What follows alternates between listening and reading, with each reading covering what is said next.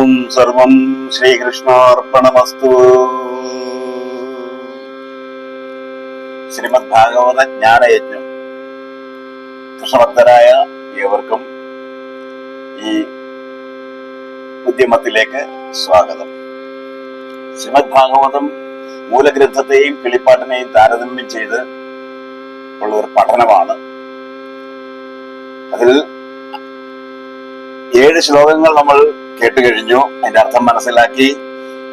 ആ 7 ശ്ലോകങ്ങളെയും എങ്ങനെ ഭാഷാന്തരം ചെയ്ത് ഈ മലയാളത്തിൽ പ്രചാരത്തിലുള്ള കിളിപ്പാട്ടിലേക്ക് ഭഗവാൻ ഭാഷ്യകാരൻ തുഞ്ചത്താചാര്യൻ എങ്ങനെ വളരെ ലളിതമായിട്ട് അതിനെ വ്യാഖ്യാനിച്ച് ആവിഷ്കരിച്ചിരിക്കുന്നു എന്നുള്ളതും ഒപ്പം സംസ്കൃത ഭാഷയിലെ ശ്ലോകത്തിന്റെ അർത്ഥം കൂടെ മനസ്സിലാക്കാനുള്ള ശ്രമമാണ്.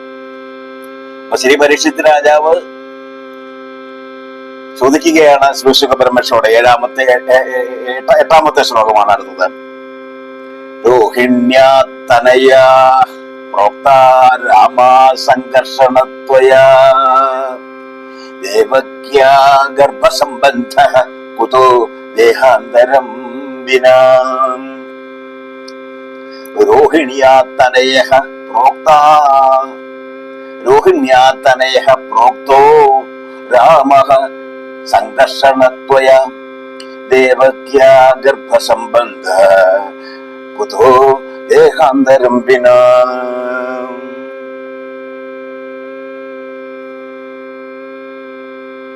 രോഹിണ്യാതനയഃ പ്രോക്തോ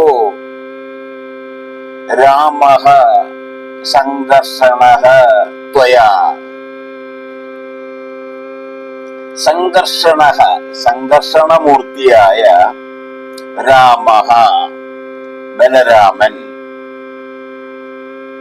രോഹിണ്യാതനയഃ രോഹിണിയുടെ പുത്രനെന്ന് ത്വയാ പ്രോക്തഃ അങ്ങയാൽ പറയപ്പെട്ടുവല്ലോ. ആ ശ്ലോകത്തിലെ ആ വരിയുടെ അന്വയം ഒന്ന് പരിശോധിച്ച് നോക്കൂ.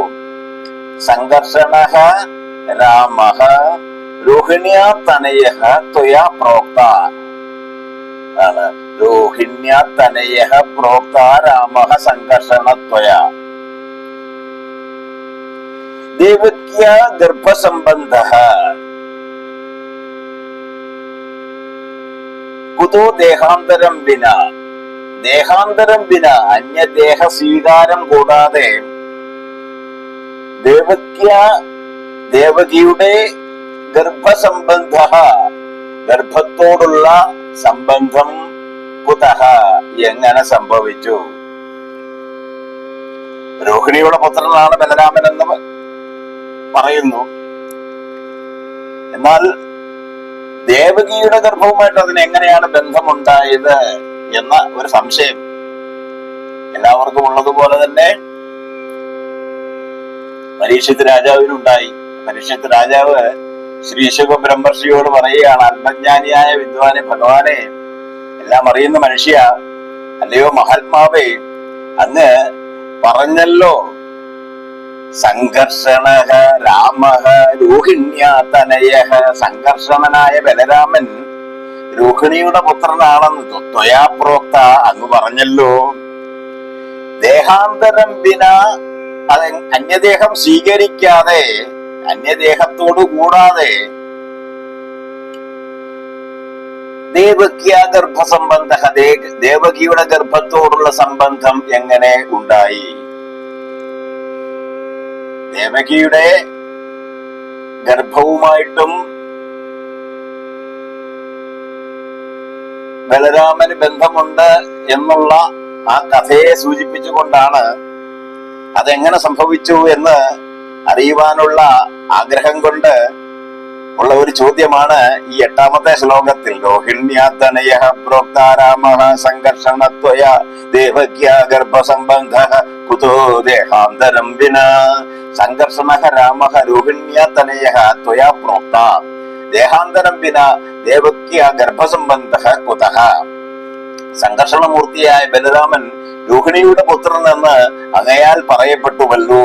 അന്യദേഹ സ്വീകാരം കൂടാതെ ദേവകിയുടെ ഗർഭത്തോടുള്ള സംബന്ധം എങ്ങനെ സംഭവിച്ചു? ഈ 8ാമത്തെ ശ്ലോകത്തെ ഭഗവാൻ തുഞ്ചത്താചാര്യൻ എങ്ങനെ കിളിപ്പാട്ടിൽ വർണ്ണിച്ചിരിക്കുന്നു എന്ന് നോക്കാം.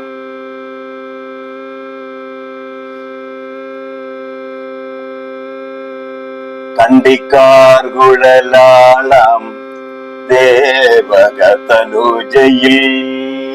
ഉണ്ടായ ഗർഭം തികഞ്ഞാശു രോഹിണിയിങ്കൽ കണ്ട് അത് ബലഭദ്രനായതും അവൾ തന്നിൽ രണ്ടാമത് അഖിലേശൻ താനവതരിച്ചതും കിം പ്രയോഗാർത്ഥം. അത്രേ ഉള്ളൂ. ഇത് തന്നെയാണ് സംഘർഷണപൂർത്തിയായ ബലരാമൻ രോഹിണിയുടെ പുത്രനാണെന്ന് അങ്ങ് പറയുകയും ചെയ്തു. എന്നാൽ ദേവകിയുടെ ഗർഭവുമായിട്ട് അതിനെന്ത് ബന്ധം എന്ന് വ്യാസഭഗവാൻ മൂലഗ്രന്ഥത്തിൽ ചോദിക്കുമ്പോൾ അതേ ഭാഗം തന്നെ ഉണ്ടെനിക്കതിൽ ചില സംശയം തോന്നിയിടുന്നു, കുണ്ഠത തീർന്നു ഭവാൻ അതിനെ തീർത്തിടേണം. കണ്ടിക്കാകുഴലാളാം ദേവക തനൂജയിൽ ഉണ്ടായ ഗർഭം തികഞ്ഞാശു രോഹിണിയിങ്കൽ കണ്ടത് ബലഭദ്രനായതും. അതായത് ദേവകിയുടെ ഗർഭത്തിൽ നിന്നും ബലഭദ്രനെ യോഗമായ ദേവി ആവാഹിച്ച് രോഹിണിയുടെ ഗർഭത്തിലാക്കുന്നു എന്നുള്ള ഒരു കഥാസന്ദർഭം ഇതിനിടയിലുണ്ട്. അത് അടുത്ത ശ്ലോകങ്ങളിൽ നമുക്ക് കേൾക്കാം, മനസ്സിലാക്കാം. അതാണ് ഇവിടെ പറയുന്നത്. കണ്ടിക്കാർ കുഴലാളാം ദേവക തനൂജയിൽ ഉണ്ടായ ഗർഭം തികഞ്ഞാശു രോഹിണിയിങ്കൽ കണ്ടത് ബലഭദ്രനായുധോ അവൾ തന്നിൽ രണ്ടാമത് അഖിലേശൻ താൻ അവതരിച്ചതും കിം പ്രയോഗാർത്ഥം.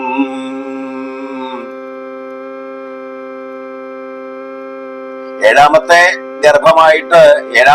ഗർഭസ്ഥിതനായ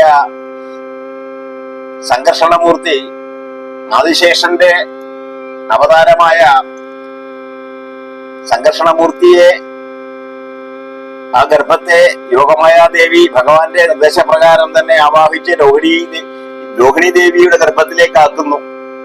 അപ്പോൾ ഈ 7ാമത്തെ ഗർഭം അലസിപ്പോയി എന്നാണ് പുരവാസികൾ പറഞ്ഞത് എന്നൊക്കെ അടുത്ത ഭാഗങ്ങളിൽ പറയുന്നുണ്ട്.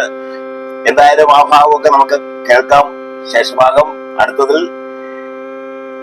ശ്രീകൃഷ്ണഭക്തരായ ഇവർക്കും നമസ്കാരം. വീണ്ടും ഓം സർവം ശ്രീകൃഷ്ണാർപ്പണമസ്തു.